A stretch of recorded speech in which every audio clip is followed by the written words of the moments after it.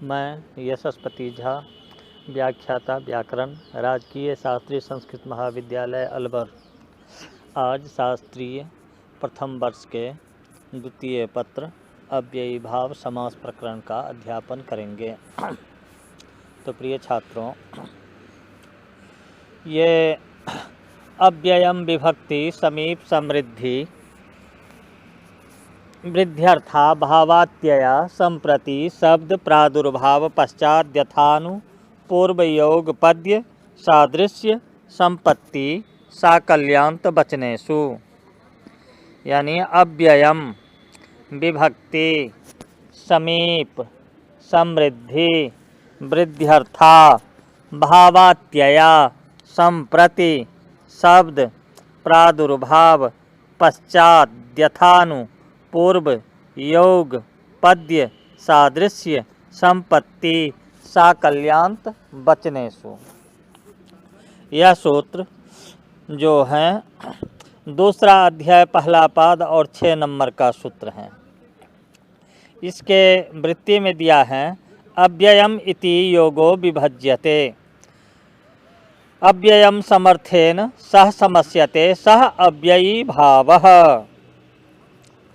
तो ये सूत्र जो हैं ये प्रश्लेष करता है। सूत्र एक है और अर्थ इसका 2 हो जाता है। तो इस सूत्र में अव्यय जो है अव्ययम या पृथक योग विभाग है, इसका अर्थ है अव्यय संज्ञक शब्द या समर्थ सुबंत के साथ समास होता है और वह अव्ययी भाव संज्ञक कहलाता है।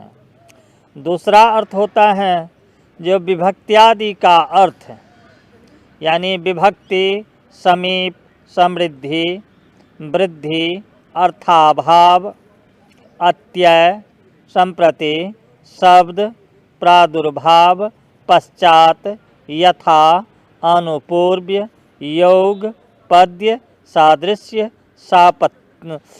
सादृश्य संपत्ति इत्यादि इतने अर्थों के साथ में समर्थ सुबंत के साथ समास होता है और यह समास अव्ययी भाव समास कहलाता है।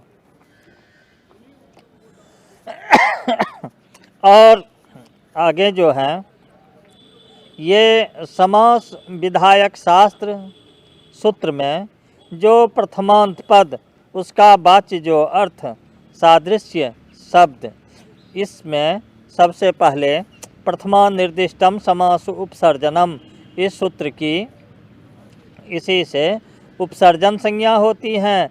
लेकिन कहाँ पर समास शास्त्र में प्रथमा निर्दिष्टम उपसर्जनम संज्ञम स्यात्, समास शास्त्र में प्रथमा निर्दिष्ट की उपसर्जन संज्ञा होती है।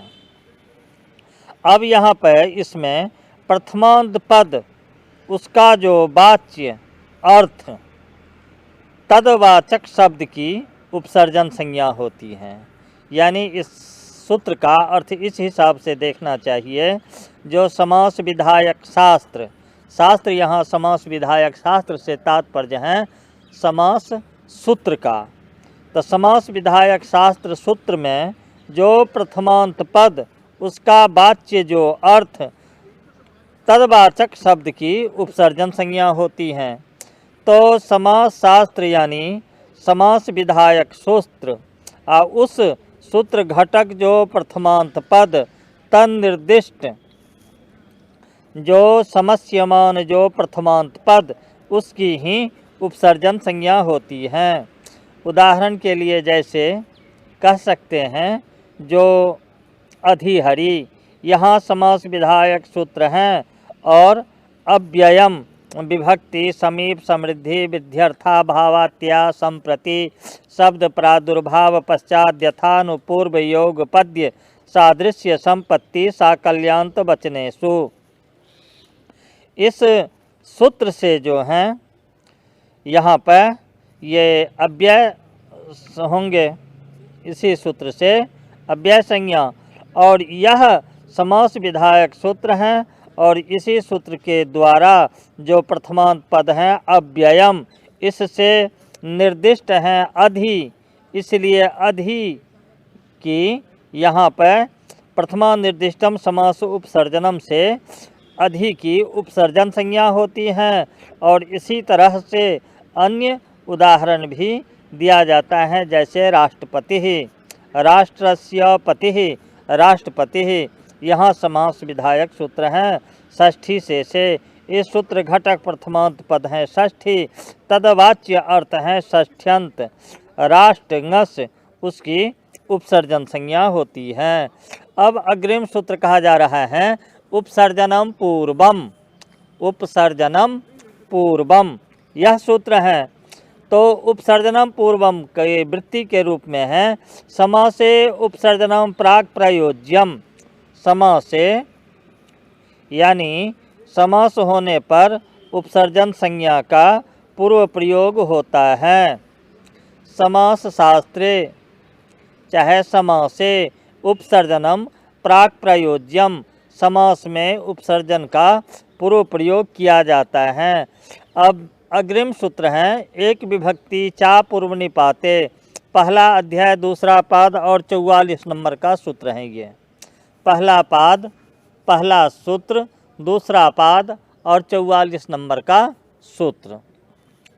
विग्रहे यन्नियत विभक्ति कौन तदुपसर्जनम, विग्रहे यानी विग्रह में, यत नियत विभक्ति कम तदुपसर्जनम, तदुपसर्जन संयम स्यात्। यानी विग्रह वाक्य में जो नियत विभक्ति की उपसर्जन संज्ञा होती है किंतु इसका पूर्व निपात नहीं होता है। उपसर्जन तु तस्य पूर्व निपातः, इसका पूर्व निपात नहीं किया जाता है। अब गोस्त्रियोरुपसर्जनस्य सूत्र हैं गोस्त्रियोरुपसर्जनस्य। ये बार बार सूत्र का उच्चारण इसलिए कर रहा हूँ जिससे कि तुम लोगों के उच्चारण सही रहे। तो गोस्त्रियोरुपसर्जनस्य, उपसर्जनम यो गो शब्दः स्त्री प्रत्ययान्तं च तदन्तस्य प्रातिपदिकस्य ह्रस्वः स्यात्। उपसर्जनम यो गो शब्दः स्त्री प्रत्ययान्तं च तदन्तस्य प्रातिपदिकस्य ह्रस्वः स्यात्।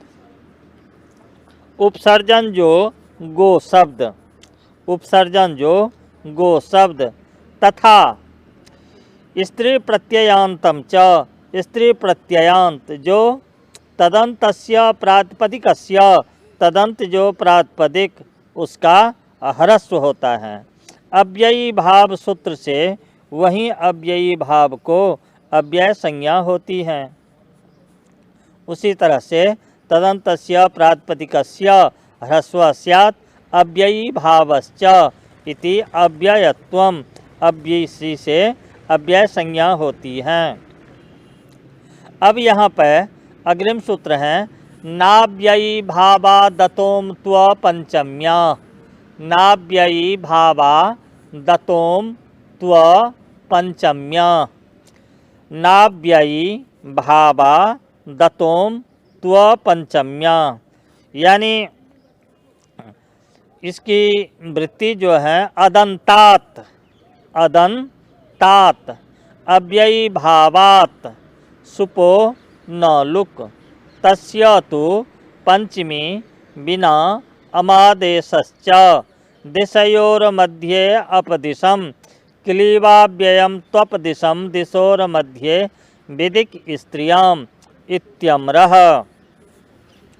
यानी इस सूत्र की जो वृत्ति के अर्थ हैं वो कह रहे हैं अदंतात यानी अकारांत अव्ययी भाव से, अकारांत जिस अव्ययी भाव समास में अ अंत में हो वो अकारांत अव्ययी भाव समास से उत्तर जो स्वादि विभक्ति, स्वादि, स्वादि विभक्ति यानी सु आदि, सु ओजस से लेकर के अंगी ओस सुप तक ये स्वादि विभक्ति का लुक नहीं होता है।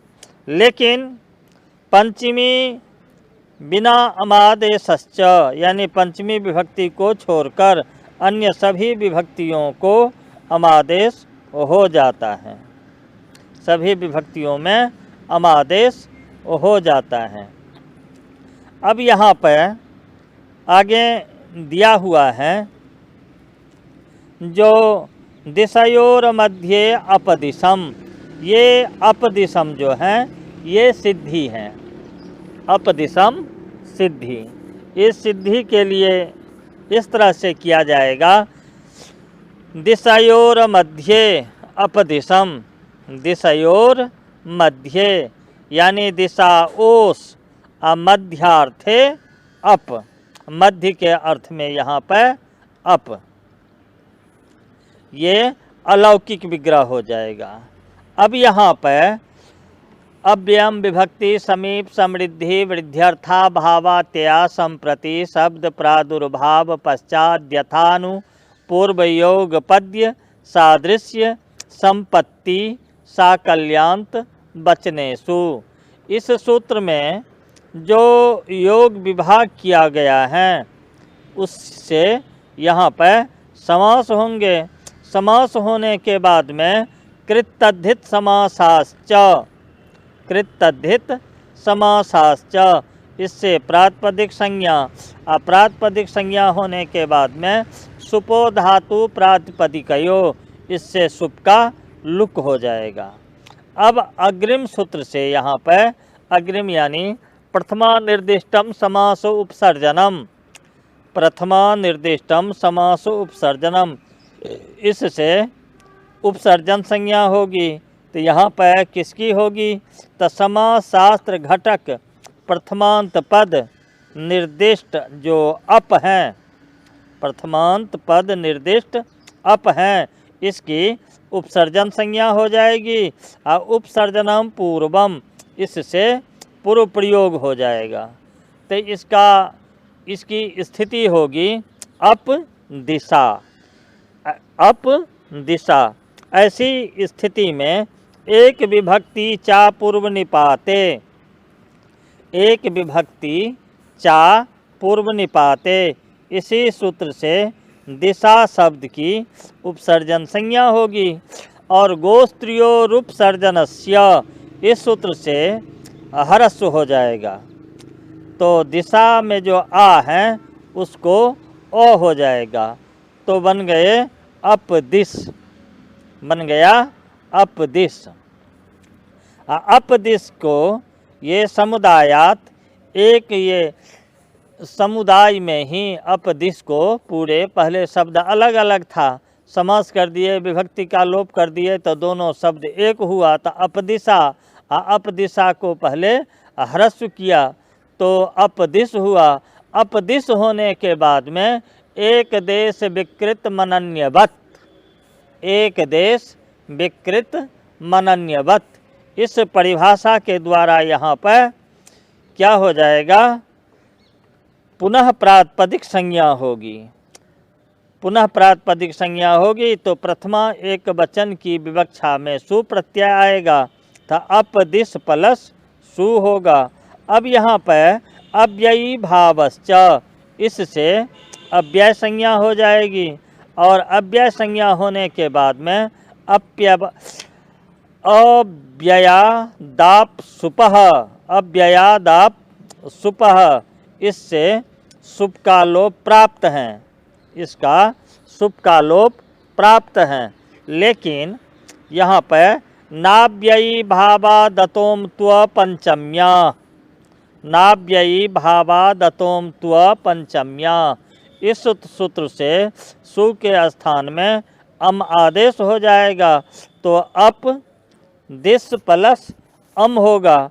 और अपदिश प्लस अम को यहाँ पर अतोम सूत्र से, अतोम सूत्र से प्ररूप करेंगे तो बन जाएगा अपदिशम, बन जाएंगे अपदिशम।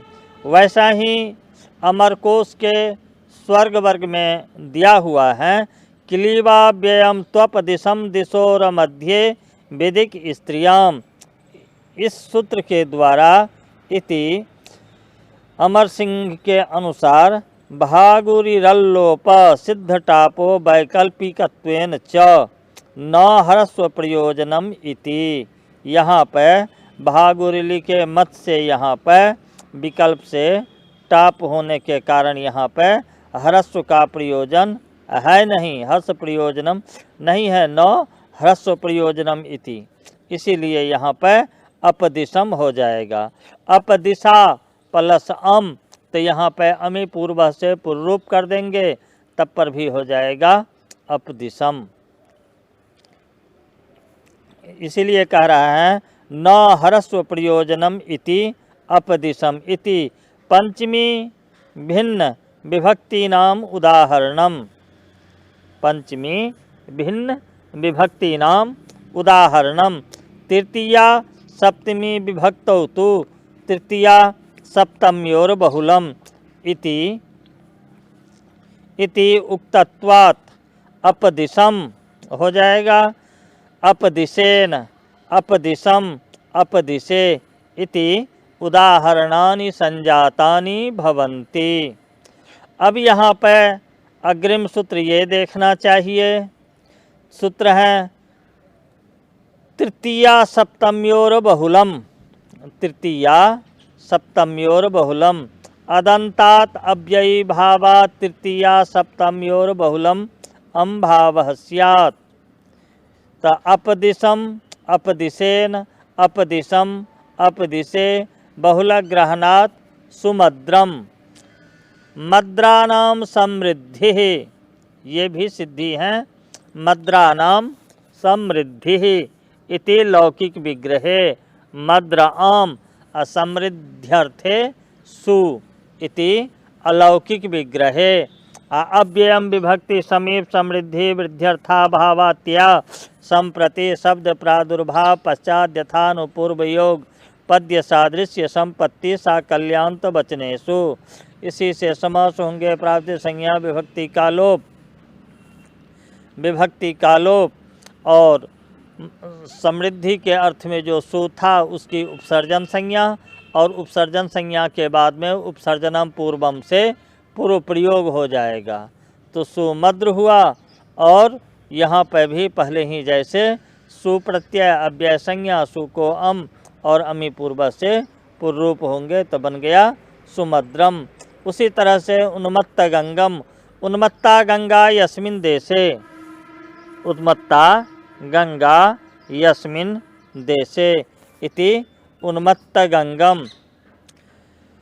इसमें भी उन्मत्ता गंगा यस्मिन देशे, इसमें भी सभी ये सिद्धि जो हैं उदाहरण, ये उन्मत्ता सु गंगा, उन्मत्ता गंगा यस्मिन देशे गंगा सु। तो यस्य येषां बहुव्रीहि, यस्य येषां बहुव्रीहि, जिसमें यस्य यस्मिन जहाँ रहता है उसको बहुव्रीहि समास कहा जाता है। लेकिन यहाँ पर कुछ ये विभक्त्यर्थ के द्वारा यहाँ पर अव्यय संज्ञक होने के कारण और अपवाद स्वरूप मान करके यहाँ पर करेंगे, क्योंकि यस्य येषां बहुव्रीहि ये जो नियम है ये सभी जगह लागू नहीं होता है, क्योंकि इसको कहते हैं प्रायोबादः। ये प्रायोबाद हैं। प्रायोबाद यानी कहीं कहीं नहीं भी लगता है। तो इसीलिए यहाँ पर अव्ययी भाव समास है। तो उन्मत्ता गंगा यस्मिन देशे इति लौकिक विग्रहे उन्मत्तासु गंगासु इति अलौकिक विग्रहे अव्ययम विभक्ति इति समास प्राप्त संज्ञा विभक्ति का लोप उन्मत्ता गंगा। अब यहाँ पर गंगा की उपसर्जन संज्ञा, और यहाँ पर उपसर्जन संज्ञा होने के बाद में ह्रस्व हो जाएगा। तो जैसे गंगा ह्रस्व होंगे तो उन्मत्ता अपने आप में ह्रस्व हो जाएगा, उन्मत्त गंग होगा। और यहाँ पर उन्मत्त की उपसर्जन संज्ञा पूर्व प्रयोग और स्वादिकार्य करके बन जाएंगे उन्मत्त गंगम इत्यादो सप्तम्या नित्य अम्भावः विभक्ति इत्यादि अयमर्थः। विभक्त्यर्थादिषु विभक्ति आदि अर्थ में भी वर्तमान जो अव्यय है वो सुबंत के साथ में समास होता है। असह अव्ययी भाव उसकी अव्ययी भाव समास होती हैं। तो एक एक करके उदाहरण अब प्रत्येक का दिया जा रहा है। तब विभक्तौ तावत यानी विभक्ति का उदाहरण है अहरौ इति लौकिक विग्रह। अहरौ इति लौकिक विग्रह अहरिङि अधि सु इति अलौकिक विग्रह। अहरिङि अधि सु इति अलौकिक विग्रह। अव्ययम विभक्ति समीप समृद्धि वृद्ध्यर्था भावातया संप्रति शब्द प्रादुर्भाव पश्चात यथानुपूर्व योग पद्य सादृश्य संपत्ति साकल्यांत वचनेषु। इसी सूत्र से यहाँ पर समास हो जाएगा अव्ययी भाव समास। अव्ययी भाव समास होने के बाद में कृत तद्धित समासाश्च से प्रातिपदिक संज्ञा होगी।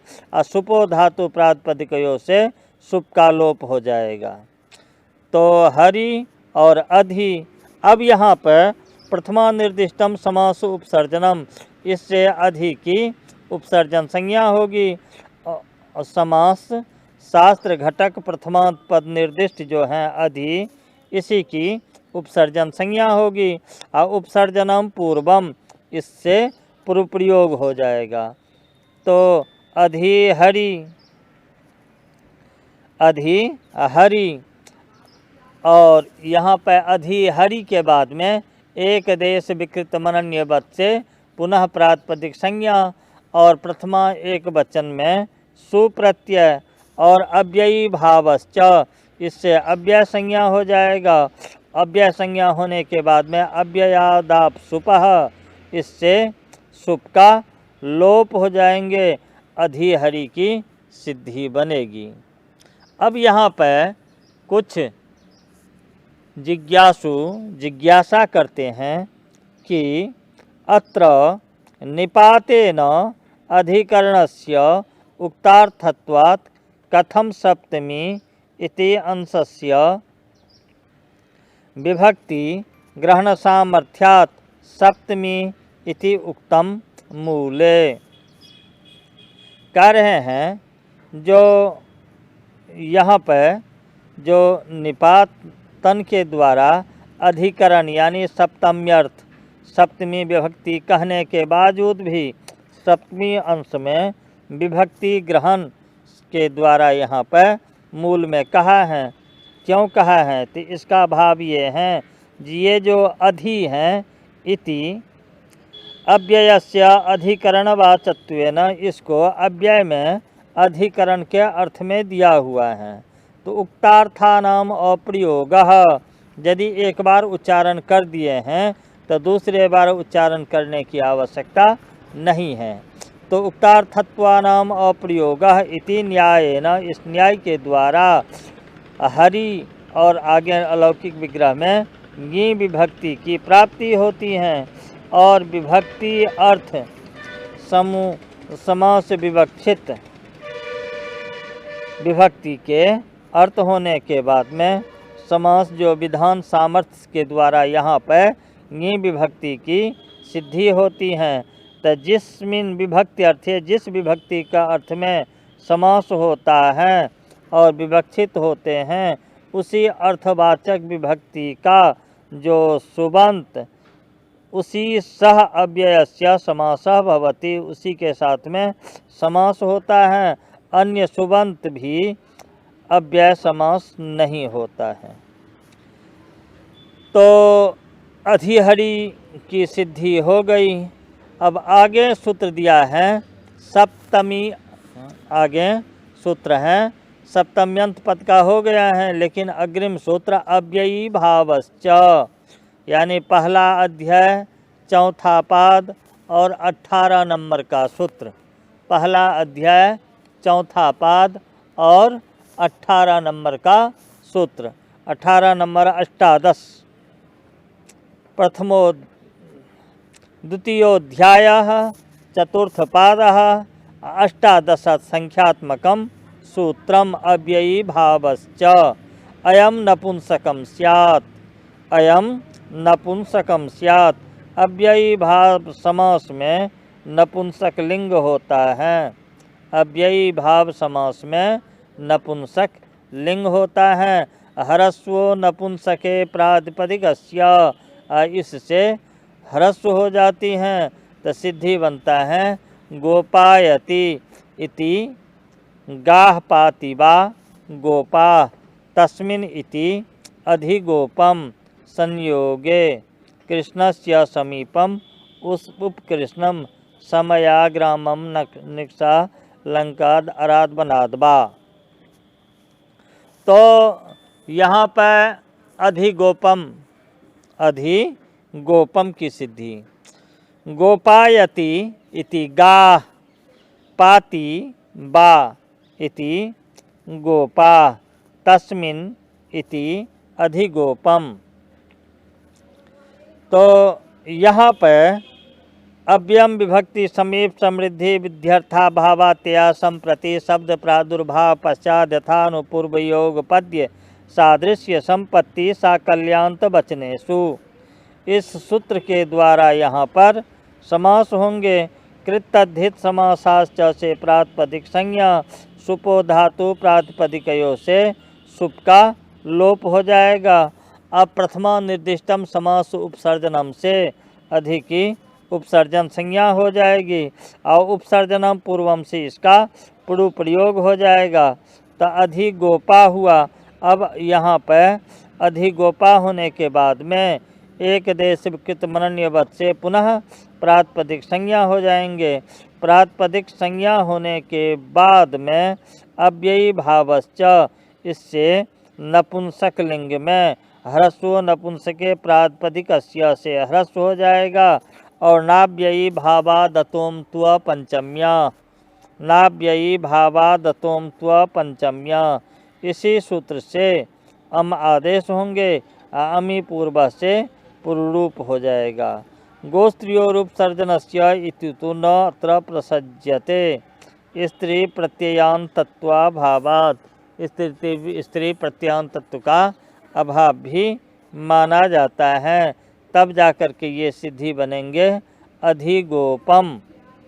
अधिगोपम समीपे, समीप अर्थ में कृष्णस्य समीपम उपकृष्णम, कृष्णंगस असमीपार्थे उप इति अलौकिक विग्रहे अव्ययम विभक्ति समीप समृद्धि विध्यर्था भावात्या संप्रति शब्द प्रादुर्भाव पश्चात यथानुपूर्व योग पद्य सादृश्य संपत्ति साकल्यांत वचनेषु। इसी से समास होने के बाद में कृतधित समासाश्च से प्रातिपदिक संज्ञा असुपो धातु प्रातिपदिकयों से प्रातिपदिक का लोप हो जाएगा। तो कृष्ण उप हुआ। प्रथमा निर्दिष्टम समास उपसर्जनम से उप की उपसर्जन संज्ञा, उपसर्जनम पूर्वम से पूर्व प्रयोग, तो उपकृष्ण हुआ। सुप्रत्यय असु को अम आदेश और अमी पूर्व से इसका पूर्वरूप हो जाएगा। इसी तरह से बनेंगे समया ग्रामम निक्षा लंकाम अराद बनाद बा इत्यत्र तो नाव्ययी भावः। यहाँ पर अव्ययी भाव समास नहीं होगा। इत्यलम।